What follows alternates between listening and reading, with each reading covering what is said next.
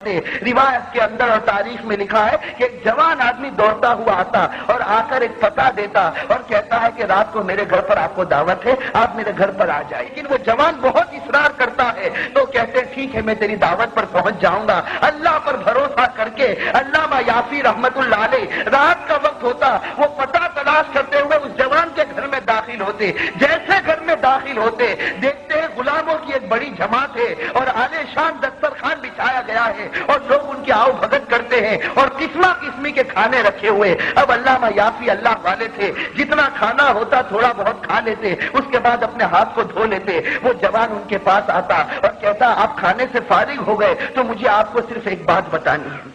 علامہ یافی کہتے مجھے وہ بات بتا دو۔ وہ جوان ان کو کہتے میرے ساتھ ایک کمرے میں چلو۔ ایک کمرے میں لے جاتے، دیکھتے ہیں کہ کمرے کے اندر ایک پنجرا رکھا ہوا اور اس کے اندر ایک بندر بنا ہوا ہے۔ اس پنجرے کے اندر ایک بندر ہے۔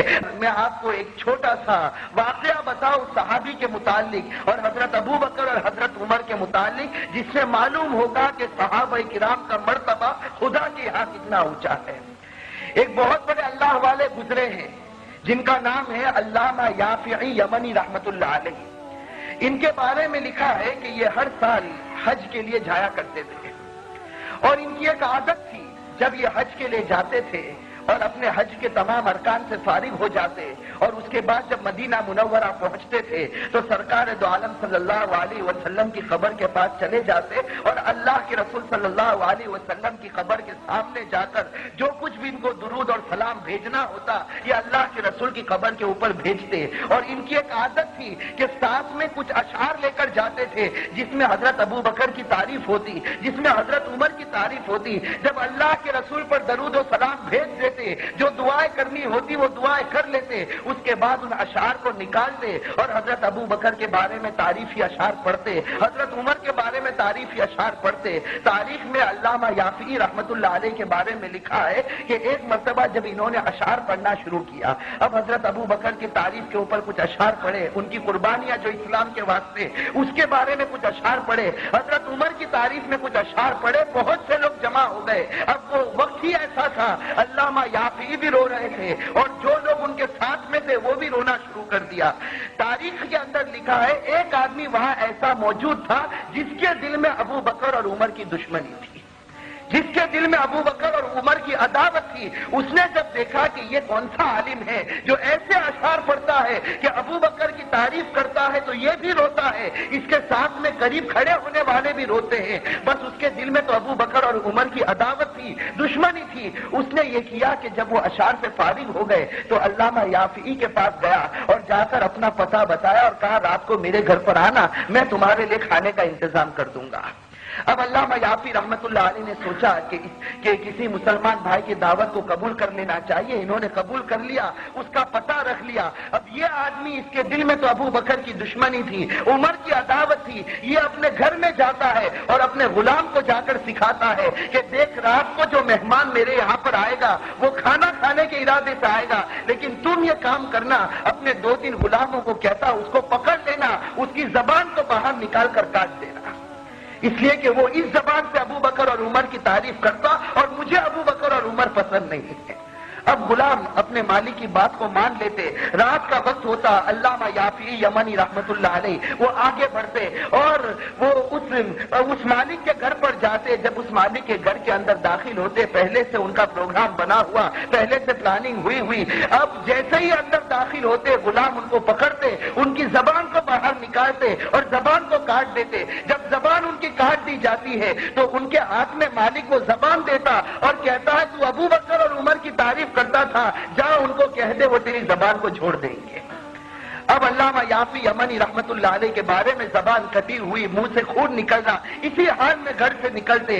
تاریخ میں لکھا ہے رات کا وقت ہوتا ہے، رسول کی قبر کے پاس پہنچتے ہیں اور جا کر رسول کو کہتے ہیں رسول میں تیرے سامنے ایک شکایت لے کر آیا، میں نے تیرے 2 دوستوں کی تعریف کی جس کی تعریف تو بھی دنیا میں کرتا تھا، میں نے تیرے دونوں دوستوں کی قربانیاں بتائی جن کی قربانیاں تو بھی دنیا میں بتایا کرتا تھا۔ اب میں تجھے کہتا ہوں کہ تو اللہ سے یہ دعا مانگ، اللہ سے میرے لیے سفارش کر کہ زبان جو میری کٹی ہوئی زبان واپس میرے منہ کے اندر داخل ہو جائے۔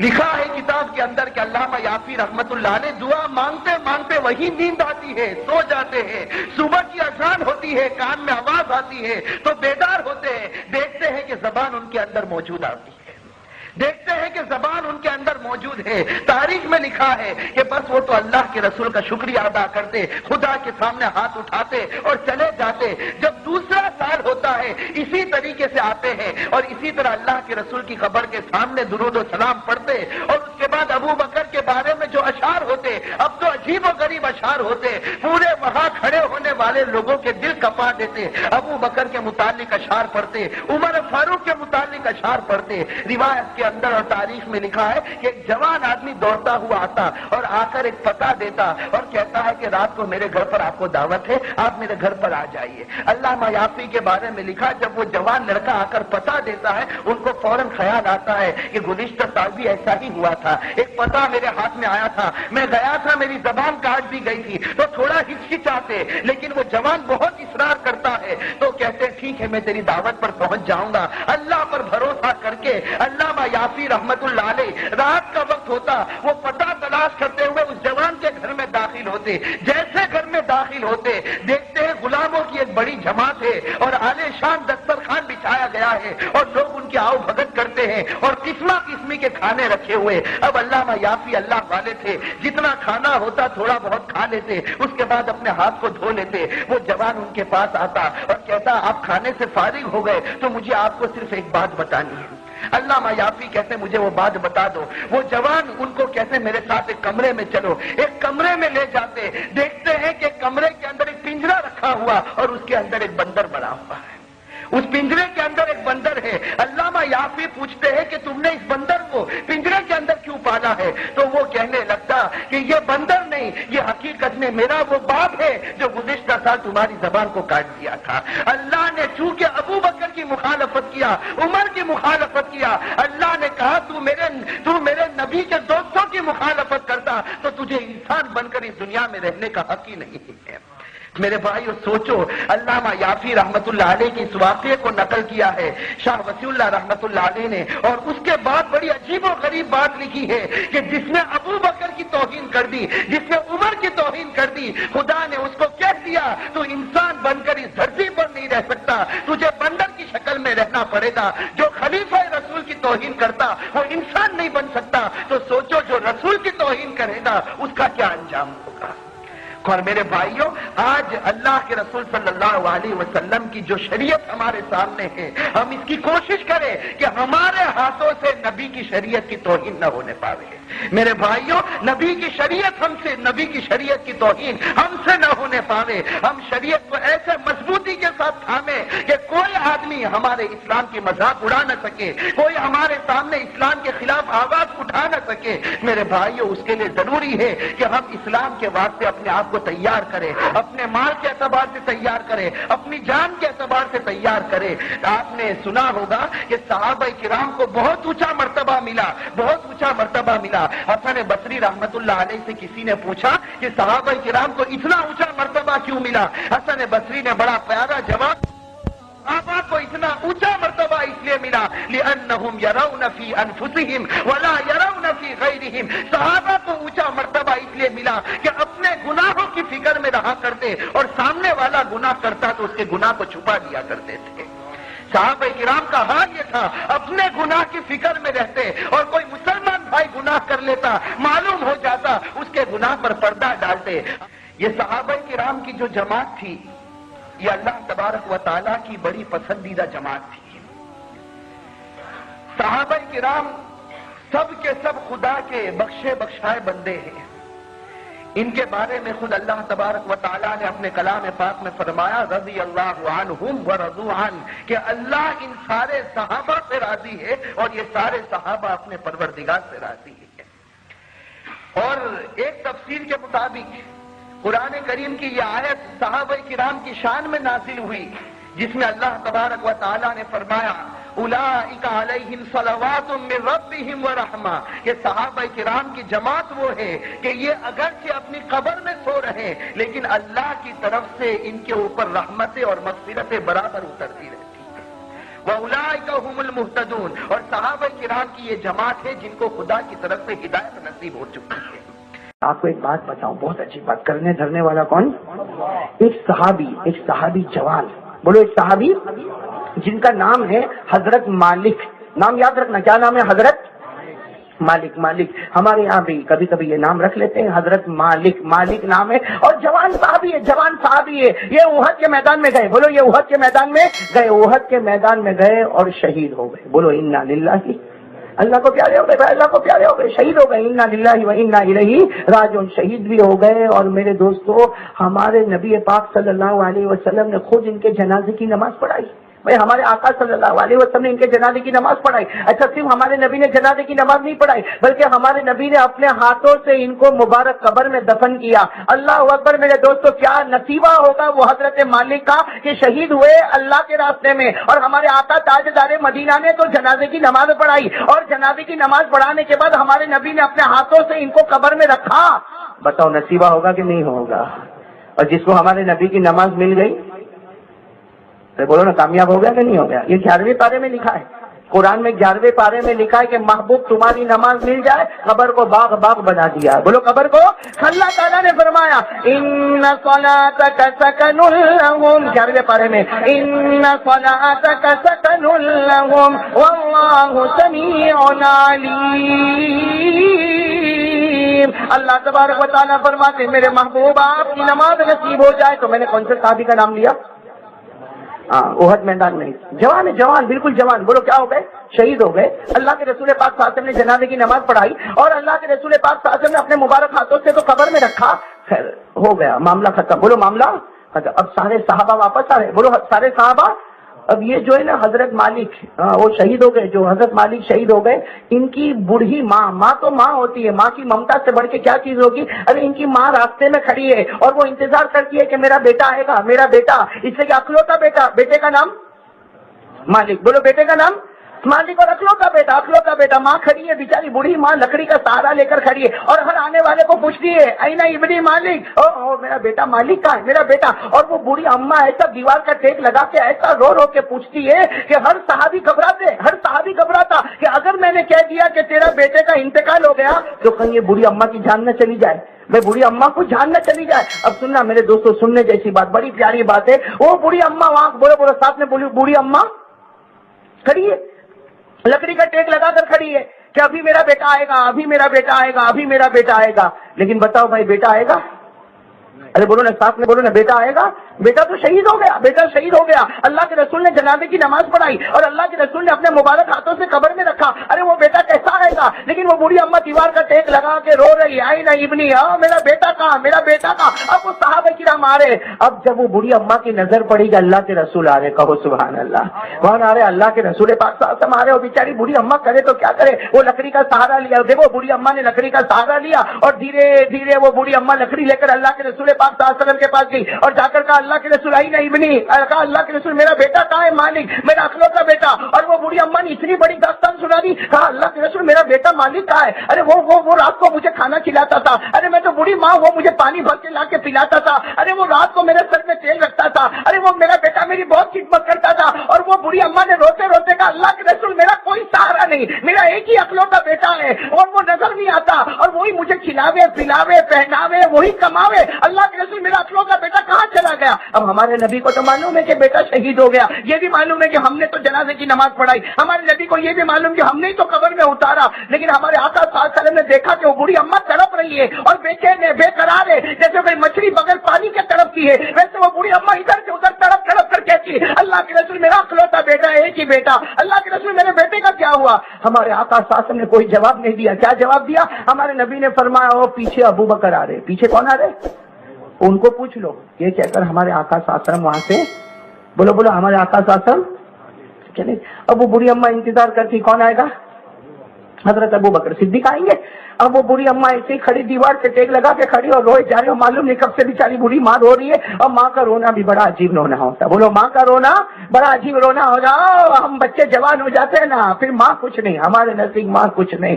میرے دوستوں, ماں کے نزدیک بچہ وہی ہوتا ہے. وہ جب دودھ پیتا ہے تو بھی ماں اس کو سینے سے لگاتی ہے, وہ جوان ہو جاتا ہے تو ماں سینے سے لگاتی ہے. ارے وہ شادی کر لیتا ہے پھر بھی ماں اس کو سینے سے لگاتی ہے. ماں وہ ہے جو اپنے بچوں میں محبت کو کم نہیں کرتی, لیکن بیٹا وہ ہے جو شادی کے بعد ماں کی محبت کو کہیں پیچھے جا کے پھینک دیتا ہے. میں صحیح کہہ رہا ہوں غلط کہہ رہا ہوں میرے دوست؟ ماں کو دھمکی دیتا ہے, ماں کو دھمکی دیتا نکل جا, ماں کو گالیاں دیتا ہے, ماں کو معلوم نہیں کیا کیا بولتا ہے. میرے دوستو, اللہ ہم سب کو دیکھو اس میں بات کہتا ہوں, بالکل سیدھی بات کہتا ہوں میرے پیارو. اگر ہم ایسا کرتے نہیں کرتے تو الحمدللہ, لیکن اگر ہم ماں کے ساتھ ایسا کرتے, اگر ہم اپنی ماں کے سامنے آنکھیں نکال نکال کے ڈراتے ہیں, اگر ہم ماں کو دھکا دیتے ہیں, اگر ہم ماں کو گالیاں بکتے ہیں, اور اگر ہم اپنی ماں کو گھر سے نکلنے کی باتیں کرتے ہیں, میرے دوستو یاد رکھنا, موت کسی کو چھوڑتی نہیں. لیکن جو بیٹا اس حال میں زندگی گزارے کہ ماں اس سے ناراض ہے اور ماں اس سے ڈرتی ہے, ڈر ہے, اللہ موت کے وقت اس کو کلمہ نصیب نہیں کرے گا. حدیث میں صاف لکھا ہے, اللہ موت کے وقت اسے کلمہ نصیب. میرے دوستو, یہ میں جو واقعہ سنا رہا ہوں, اب آپ کو اندازہ نہیں ہوگا. وہ تو یہاں جو ماں بہنیں بیٹھی ہوگی نا, تو ماں کو معلوم ہوگا کہ ماں کے کلیجے میں کیسا دکھتا ہے جب بیٹا نظر نہیں آتا. اب وہ بوڑھی ماں ہے اور بیٹا ایک ہی, بولو بیٹے کا نام مالک, بیٹا ایک ہی ہے. اللہ کے رسول پاک صلی اللہ علیہ وسلم بھی چلے گئے, جواب یہ دیا کہ پیچھے ابو بکر آ رہے, ابو بکر کو پوچھ لو. اب وہ بوڑھی ماں انتظار کرتی, بوڑھی ماں کی نظر پڑی کہ حضرت ابو بکر آ رہے, بس وہ بوڑھی ماں ایسے بے چین ہو کر گئی اور حضرت ابو بکر کے پاس گئی اور جا کر کہا, ابو بکر اے نہیں ابن مالک, بتاؤ میرا بیٹا مالک کا. اب حضرت ابو بکر کو سب معلوم ہے بھائی, حضرت ابو بکر کو پوری داستان معلوم ہے, لیکن وہ بوڑھی ماں نے کہنا شروع کیا, میرا اکلوتا بیٹا, ارے میرا لخت جگر تھا, ارے میرے کلیجے کا ٹکڑا تھا, ارے میں اس سے بہت پیار کرتی تھی, ارے میرا نور نظر تھا, ارے وہ رات کو میرے لیے بستر بچھاتا تھا, وہ میرے لیے کھانا لاتا تھا, وہ میرے لیے پانی لاتا تھا, وہ ماں نے اتنا کہا. اب حضرت ابو بکر رضی اللہ تعالیٰ عنہ نے کیا جواب دیا معلوم, کیا جواب دیا, تو بیٹے کے بارے میں پوچھ رہی تو میرے سے کیوں پوچھ رہی, اللہ کے رسول سے پوچھ لینا. حضرت ابو بکر نے کیا فرمایا, کس سے پوچھ لے, اللہ. تو وہ بوڑھی اماں غصے ہوئی, بھائی غصے ہوئی جا رہے, وہ بوڑھی اماں غصے ہوئی, یہ کیا معاملہ, اللہ کے رسول کو میں نے پوچھا تو کہا کہ کس سے پوچھو, حضرت ابو بکر سے پوچھو, اور ابو بکر سے پوچھا تو کہتے کہ اللہ کے رسول سے پوچھو. تو میں ایک بوڑھی ماں کیا یہی تڑپتی رہوں گی کہ اللہ کے رسول کے پاس جاؤں گی تو کہیں گے ابو بکر سے پوچھ لو, اور ابو بکر کے پاس جاؤں گی تو کہیں گے اللہ کے رسول سے پوچھ لو. وہ بوڑھی ماں کہنے لگی کہ اللہ کے رسول نے تو تمہارے پاس بھیجا اور تم مجھے پھر اللہ کے رسول کے پاس بھیج رہے. بات حضرت ابو بکر رضی اللہ تعالیٰ عنہ سمجھ گئے, کہا کہ اللہ کے رسول نے میرے پاس بھیجا, کہا ہاں اللہ کے رسول نے بھیجا, اور کہا کہ تم بتاؤ کہ میرا بیٹا کہاں ہے. اب حضرت ابو بکر کو سب معلوم ہے, لیکن حضرت ابو بکر نے سوچا کہ اگر میں کہوں گا تیرا بیٹا شہید ہو گیا تو ماں ابھی ادھر ختم ہو جائے گی, اس کی کیسے تڑپ رہی ہے. حضرت ابو بکر نے کیا کہا معلوم, اے بوڑھی اماں کھڑی رہے, تیرا بیٹا آ رہا ہے پیچھے, بولو تیرا بیٹا, بس اتنا تو کہہ دیا. بوڑھی ماں تو واپس کھڑی ہو گئی, بھائی لکڑی کا سہارا لے کے کھڑی ہو گئی کہ میرا بیٹا آ رہا ہے. لیکن حضرت ابو بکر کا کیا معاملہ ہوا, وہ تو آگے چلے تو حضرت ابو بکر کو خیال آیا, حضرت ابو بکر کو اپنے بارے میں خیال آیا, ابو بکر بہت بڑا گناہ ہو گیا, جھوٹ بولا. بھائی حضرت ابو بکر کو اپنے بارے میں خیال آیا کہ بہت بڑا گناہ ہو گیا, میں نے, بھائی صاف بولو نا, جھوٹ ہی تھا نا, ہاں میں نے جھوٹ بولا. حضرت ابو بکر میرے دوستو اللہ کی قسم جو خدا کے ڈر سے روتا ہے تو کیسا روتا ہے. حضرت ابو بکر وہیں سڑک پہ رونے لگے اور روتے روتے کہنے لگے, اللہ تو نے مجھے صدیق کہا, تیرے نبی نے مجھے صدیق کہا, لیکن آج میں تو جھوٹا ہو گیا. اے اللہ تو نے مجھے صدیق کہا. بھائی اللہ نے کہا نا سب سے سچ بولنے والا کون, ابو بکر. قرآن کریم میں ایک آیت میں اللہ نے اشارہ کیا, نام نہیں لیا, لیکن اللہ نے ایک آیت میں اشارہ کیا کہ میرا ابو بکر سچ بولتا ہے اور سچ کو مانتا ہے. قرآن کریم نے فرمایا, والذی جاء بالصدق وصدق به اولئک هم المتقون. اللہ تبارک و تعالیٰ نے آسمانوں پر ابو بکر کو کیا کہا, بولو صدیق. ساتھ میں بولو نا, کیا کہا, صدیق. اور رسول نے ابو بکر کو کیا کہا, صدیق. سچ بولے اور سچ کو تسلیم کرے. اب وہ حضرت ابو بکر آگے جا رہے اور راستے میں کھڑے ہو کر کہتے اللہ مجھ سے بہت بڑا گناہ ہو گیا, اللہ میں وہ بوڑھی ماں کو سچ نہیں بولا, اس کا بیٹا تو شہید ہو گیا, لیکن اللہ میں نے بولا کہ وہ اس کا بیٹا پیچھے آ رہا. وہ حضرت ابو بکر صدیق رضی اللہ تعالیٰ عنہ جو روئے, روتے روتے حضرت ابو بکر سیدھے مسجد نبوی میں, ساتھ میں بولو کون سی مسجد, مدینہ پاک کی مسجد نبوی میں حضرت ابو بکر رضی اللہ تعالیٰ عنہ گئے. اب سارے صحابہ بیٹھے ہیں لیکن حضرت ابو بکر نے کسی کی طرف نہیں دیکھا, سیدھے مسجد میں گئے. اس زمانے میں مسجد میں کچھ بچھا ہوا نہیں ہوتا تھا. حضرت ابو بکر گئے اور سیدھے زمین کے کونے میں گئے اور سجدے میں چلے گئے اور زاروں قطار رونے لگے, زاروں قطار رونے لگے. وہ ابو بکر کا خدا کے سامنے رونا بھی کیسا رونا ہوگا, وہ ابو بکر کا چیخنا بھی کیسا چیخنا ہوگا, وہ ابو بکر کا پکارنا بھی کیسا پکارنا ہوگا. حضرت ابو بکر روتے گئے, اللہ میں جھوٹا بن گیا, اللہ میں جھوٹا بن گیا, اللہ تو نے مجھے سچا کہا تھا, تیرے نبی نے سچا کہا تھا, لیکن وہ بوڑھی ماں کو میں جھوٹ بول کر آیا, میں بول کر آیا تیرا بیٹا پیچھے آ رہا. حضرت ابو بکر لوٹ پوٹ پوری زمین میں رونا رونا رونا. حضرت ابو بکر رو رہے, ساتھ میں بولو حضرت ابو بکر. حضرت ابو بکر تو دعا میں رو رہے, سجدے میں رو رہے. آواز آئی, کچھ لوگ آواز کر رہے. حضرت ابو بکر رضی اللہ تعالیٰ عنہ نے اپنے چہرے کو اٹھایا, بھائی سجدے سے اٹھایا, یوں پیچھے دیکھا کہ لوگ آواز کیوں کر رہے. حضرت ابو بکر اٹھ کر گئے, سننا, حضرت ابو بکر اٹھ کر گئے, مسجد کے باہر گئے. جیسے مسجد کے باہر گئے تو حضرت ابو بکر رضی اللہ تعالیٰ عنہ حیران, میرے مانوی والوں سنو, حضرت ابو بکر مسجد کے باہر گئے تو حیران ہے. حضرت ابو بکر کہتے اللہ کی قسم میں اپنی آنکھوں سے دیکھ رہا, وہ ماں آ رہی ہے اور اپنے بچے کو لے کر آ رہی ہے.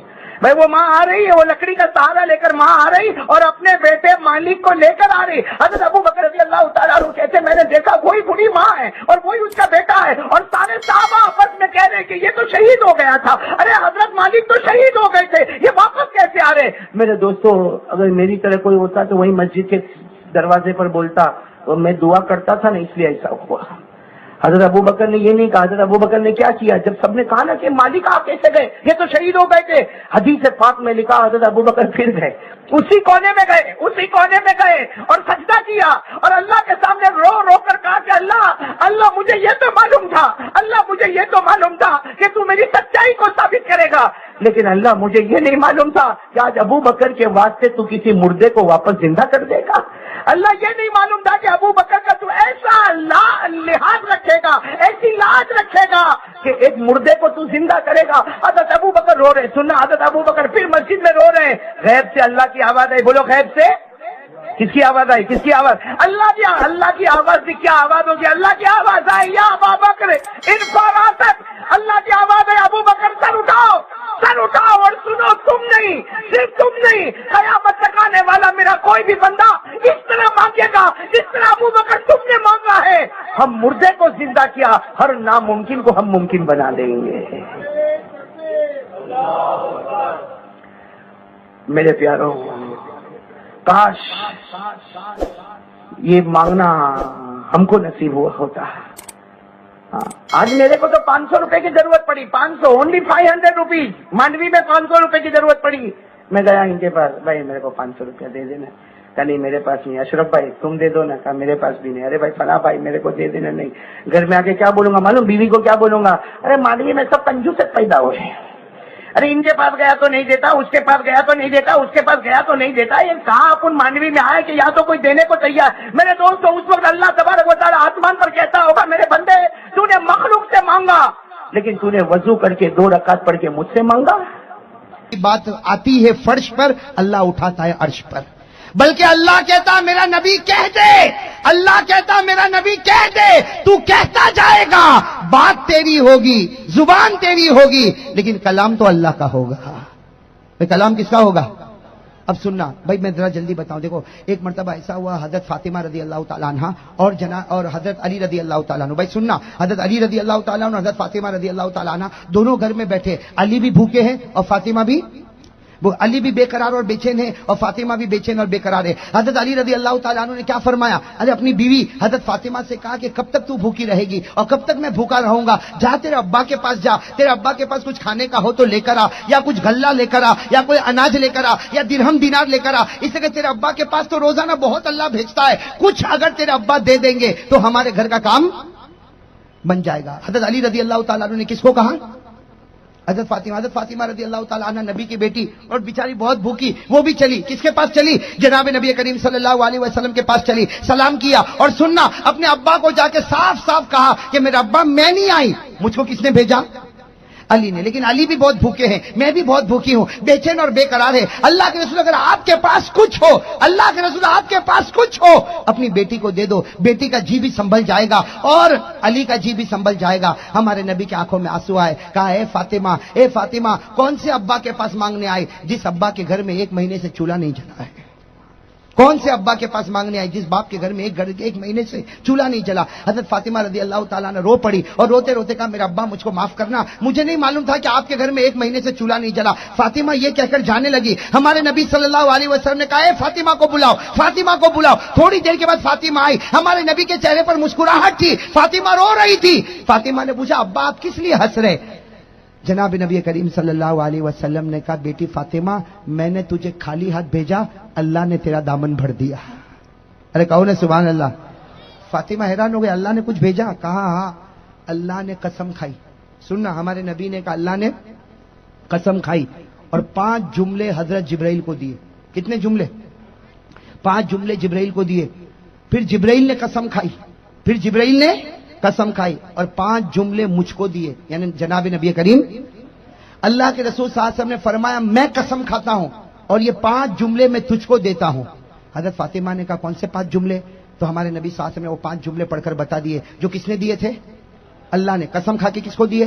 جبرائیل کو۔ جبرائیل نے قسم کھا کر کس کو دیے؟ نبی کو۔ نبی نے قسم کھا کر کس کو دیا؟ فاطمہ کو۔ اور کیا کہا؟ اے بیٹی فاطمہ یہ 5 جملے اللہ بھی قسم کھاتا، جبرائیل بھی قسم کھاتا، میں بھی قسم کھاتا ہوں، یہ 5 جملے کو اپنی زندگی میں پڑھنا بنا لے، اوڑھنا بنا لے، بچھونا بنا لے، اللہ تجھ کو خوب مال دے گا، تو کبھی بھوکی نہیں رہے گی، کبھی پیاسی نہیں رہے گی۔ اور اے بیٹی فاطمہ اللہ مال بھی دے گا، قیامت میں حساب بھی نہیں لے گا، اور اگر بغیر مالدار بنے اللہ کو پیاری ہو گئی تو اللہ کا وعدہ ہے تو اس کو جنت نصیب کرے گا۔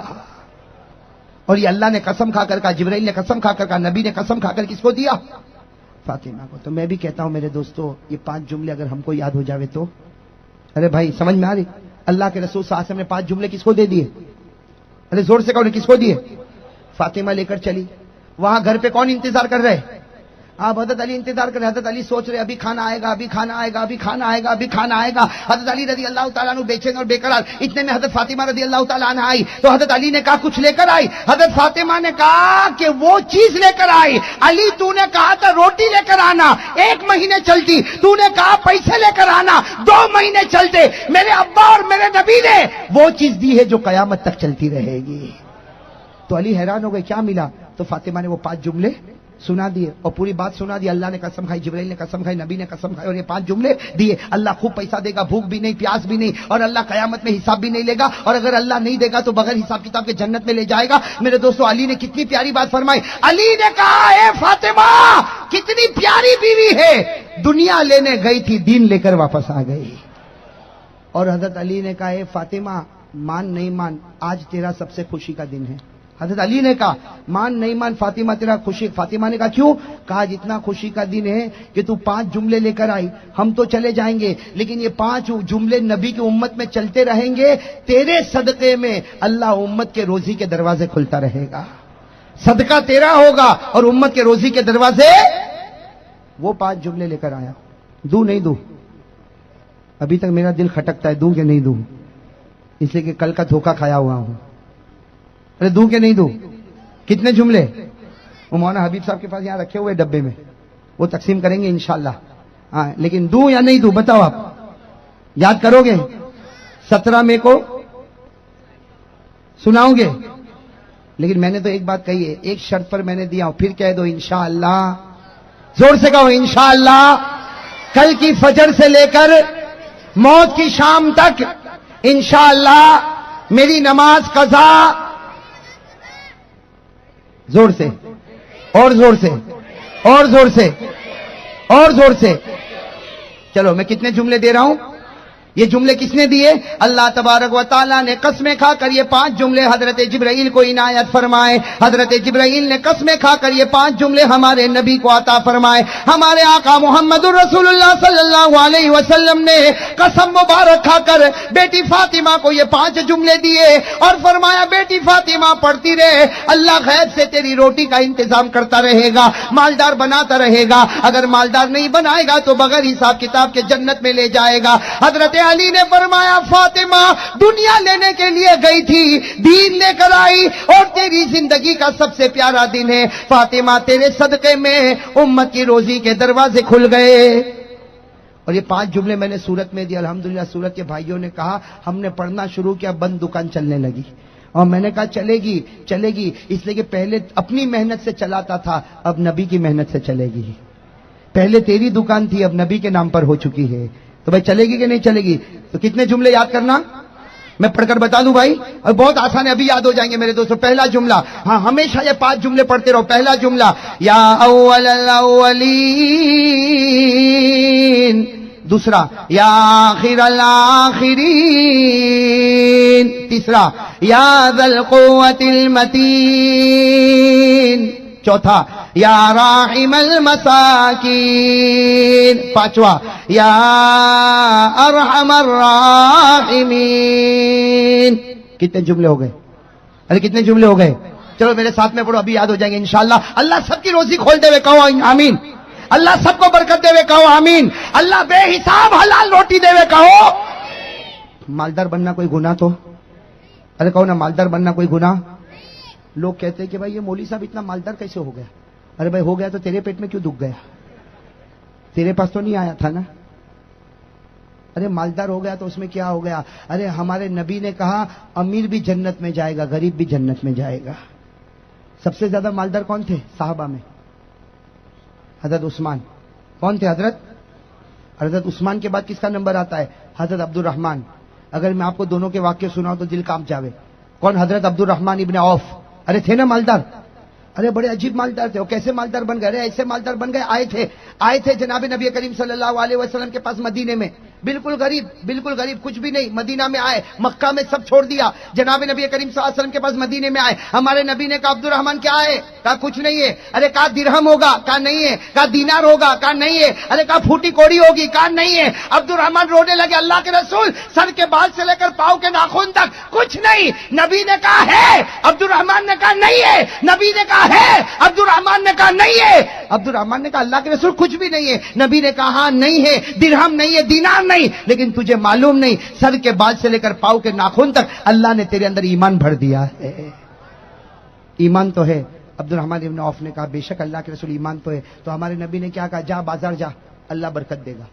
جا بازار جا, اللہ. عبد الرحمن ابن عوف کہتے میں بازار جاتا تھا تو سوچتا تھا نبی نے کہا برکت دے گا, اللہ کیسے برکت دے گا, جیب میں تو کچھ ہے. لیکن میرے دوستو عبد الرحمن نے قرض لیا, اس کے بعد تجارت شروع کی. میرے دوستو لکھا ہے 6 مہینے اور 15 دن, یعنی کتنے دن ہوئے؟ 6.5 مہینے میں حضرت عبد الرحمن ابن عوف فرماتے میں مدینے کا ایسا مالدار تھا. عبد الرحمن ابن عوف فرماتے میں مدینے کا ایسا مالدار تھا کہ میری دودھ کی تجارت, پنیر کی تجارت, اور میرے پاس اونٹ, اور اونٹ کے اوپر دودھ اور پنیر کے مٹکے ہوتے تھے. عبد الرحمن ابن عوف کہتے میرا پہلا اونٹ مدینے کے کنارے پر ہوتا, آخری اونٹ مکہ کے کنارے پر ہوا کرتا.